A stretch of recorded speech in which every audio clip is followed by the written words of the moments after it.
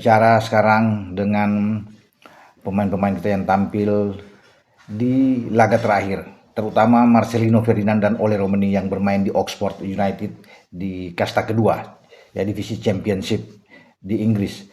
Ya menarik bahwa kita tahu bersama, mungkin teman-teman sudah tahu bagaimana kemarin hasil pertandingan antara Oxford ketika mereka menjambangi markas atau kandang dari Swansea, klubnya Nathan Cho, ya di stadion swansea.com, berakhir imbang 3-3. Ya, sempat sampai di menit-menit terakhir Swansea sudah unggul dengan 3-2, tapi akhirnya bisa disamakan oleh Oxford.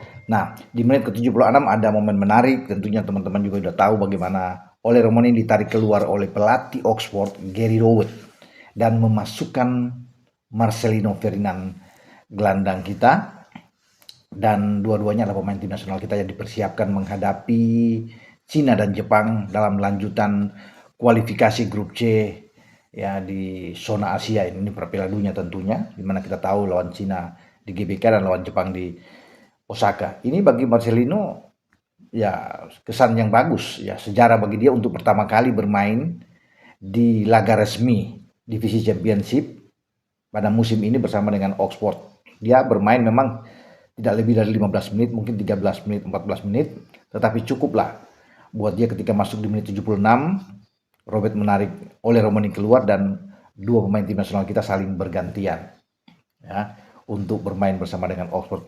Kalau bisa melihat dengan penampilan dia di Oxford, saya pikir ya dalam waktu ya mungkin sekitar 13-14 menit itu Marcelino tampil oke. Passing dia sangat baik, terlihat sekali. Saya menyaksikan melihat itu, wah ini luar biasa. Ketenangan dia ya ketika di pressing oleh lawan, dia bisa mengontrol bola dengan baik, melindungi bola dengan bagus, tapi yang paling pasti adalah bagaimana ketenangan dia, percaya diri dari Marcelino untuk memberikan umpan.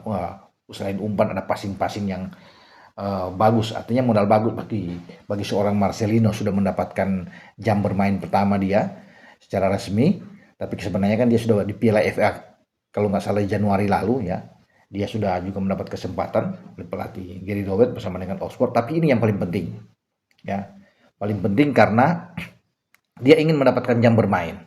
Ya, dan pasti bagi pelatih Patrick Kluivert tentunya senang melihat Marcelino bisa mendapatkan jam bermain, dan juga dengan Ketua Umum Pak Erick Thohir juga pasti akan senang, dan seperti kita tahu dalam Instagram Pak Erick juga menyambut dengan baik sekali ketika Romani tampil sebagai pemain starter, ya kemudian dia ditarik keluar dan bergantian Jus Marcelino yang bermain. Artinya ini angin bagus buat kita bahwa kedua-dua ini akan dipersiapkan ya dalam TC yang akan dimulai pada 26 Mei yang akan datang di Bali. Nah mereka ketika berakhir ini mungkin minggu depan mereka ya sudah bisa datang, Marcelino sudah bisa datang karena Championship sudah berakhir kemarin. Oxford sudah selamat di urutan ke-17, aman buat mereka masih bertahan di divisi Championship.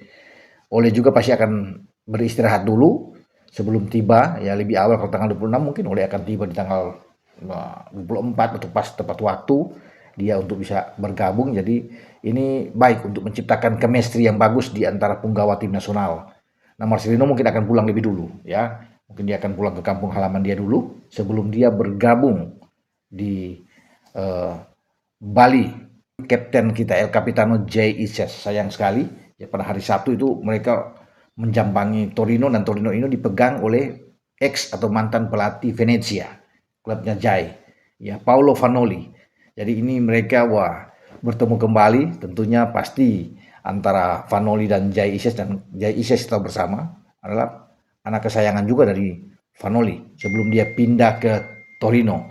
Dan pertandingan yang bagus, Venezia hampir saja menang ya ketika unggul lebih dulu ke Perez ya di babak pertama, tapi kemudian di menit 76 ada penalti. VAR mengecek itu, dan penalti itu ternyata handsball dari seorang Jay Ises.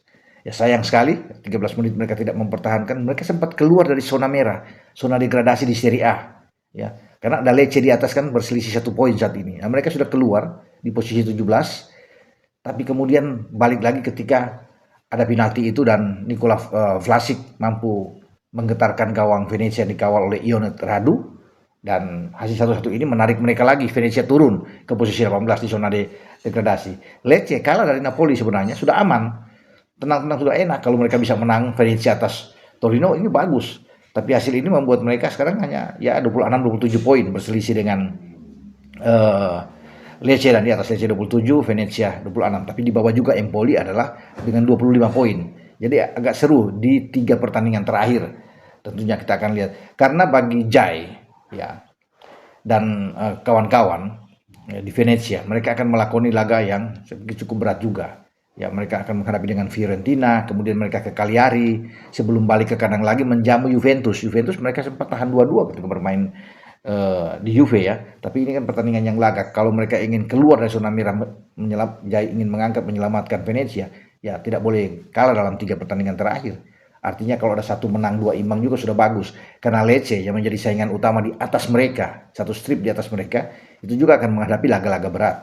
Karena Lecce diantaranya akan menghadapi Lazio dalam pertandingan terakhir dan bahkan akan bertemu dengan Torino. Ya, pasti saya pikir Vanoli sebagai pelatih yang membawa Venezia ini promosi dari Serie B ke Serie A, tentunya akan menyuruh timnya untuk bermain habis-habisan demi untuk Venezia bisa keluar lolos dari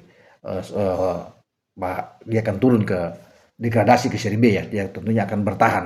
Oke, dengan saya Bung Ropan berbicara.